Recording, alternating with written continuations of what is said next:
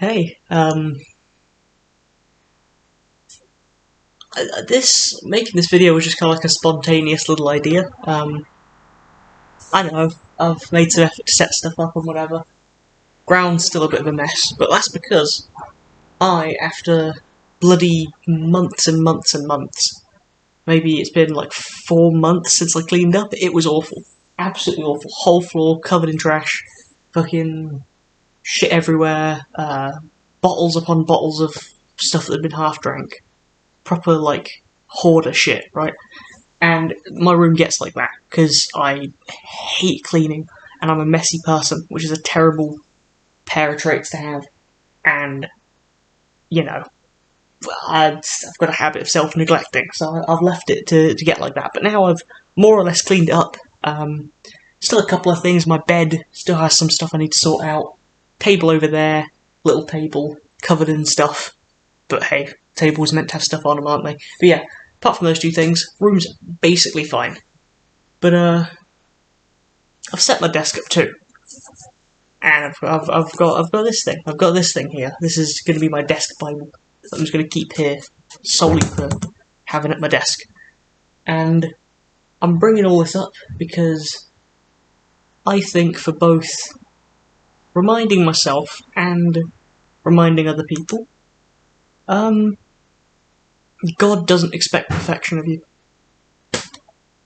God expects you to put trust in Him and to do what you know is right. And that means consulting Him sometimes, because there are times where you don't know if something's right, but you do it because you want to. And wanting to and knowing it's right aren't the same thing. You can't conflate them. So, but nowhere in that equation is perfection.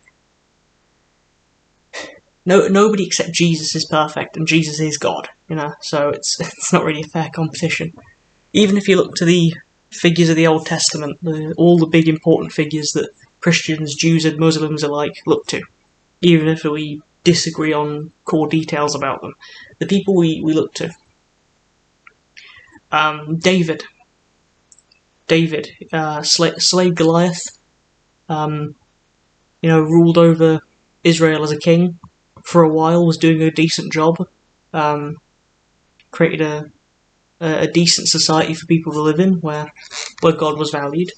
But then he grew corrupt, and he sent a woman's husband to die because he was lusting after her, and he knew that if he died,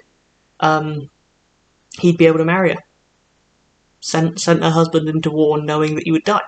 And he did that, and he married her, and God didn't look kindly upon that. However, we haven't tarnished David's image now, have we?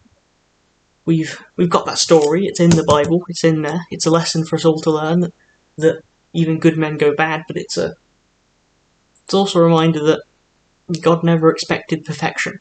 He wasn't happy that David he wasn't happy that David did that. No, he was. In fact, that was the part where David's downfall was really taken. But that lets you know that although David got to be king of Israel, king of God's nation, and was granted many wonderful things by God, he was never a perfect man.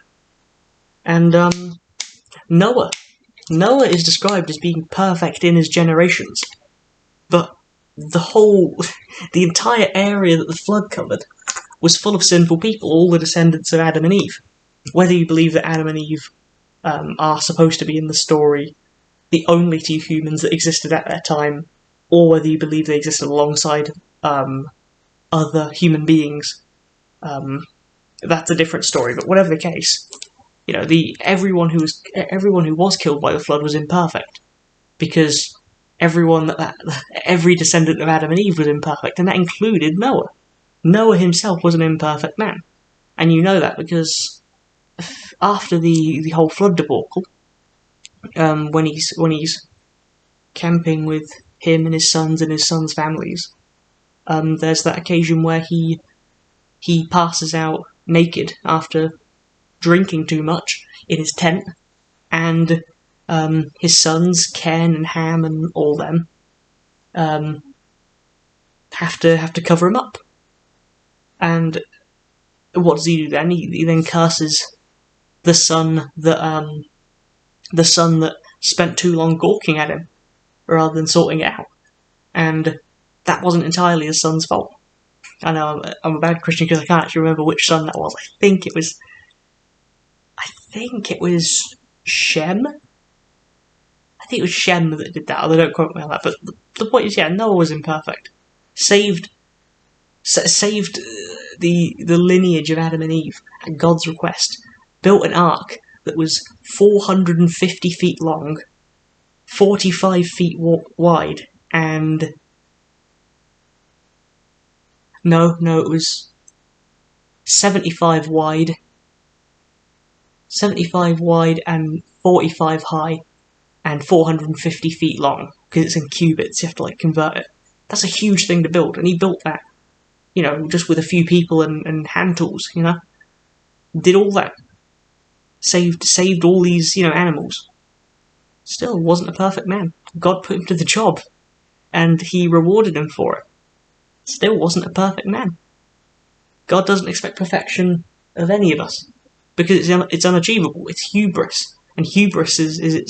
I suppose you could say hubris is a form of pride. It's a sin, right? Assuming you're capable of things you aren't capable of. Assuming you're capable of things that you aren't capable of, and almost attributing godly character to yourself as if you're capable of it. That's a sin. So don't expect perfection of yourself, because God doesn't expect perfection of you. When you know something is right, do it. Right? There's no excuse for not doing what's right. And whenever you're struggling to do the right thing, or you don't know what the right thing is, turn to God. He'll cover the rest. Honestly, even if you don't believe in him, give it a go. Honestly, you might surprise yourself.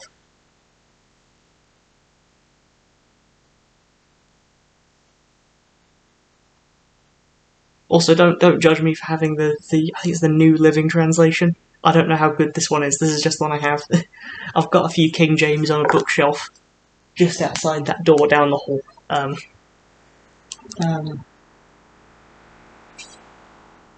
But yeah, I just thought I'd make that, because for a long time I've been beating myself up over my untidy room, and now it's pretty tidy, it's most of the way there at least. Still some stuff on that stand over there too. But hey, floor's clear, desks are all clear, this is now all accessible, thrown loads of stuff away, cleaned loads of stuff up, and it's this is probably only about 15% of the mess that used to be, at very most. So it used to be much worse. And even the stuff that you see on the floor, that's leftover stuff from the cleanup effort. So that's mess that has been generated in the cleanup effort. Because you have to get stuff out and get your dustpan and brush, and you have to stick that somewhere, and you have to get bin bags out and fill them and put them somewhere. So honestly, they don't even count. That's hey, maybe I'm making excuses, but yeah. God doesn't expect perfection of you. Don't expect perfection of yourself. Do what you know is right. Turn to God for everything else. Love your neighbour. Hate sin. Love sinners. Use your brain.